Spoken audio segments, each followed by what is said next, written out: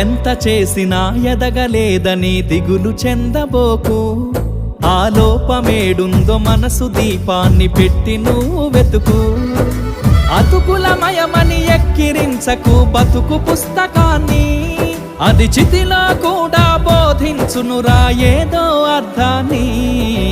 రాదురా ఏ విజయం నీ కోసం నా కోసం, ఎటుపోదురా నువ్వు చేసిన కష్టం ఎప్పటికైనా సొంతం.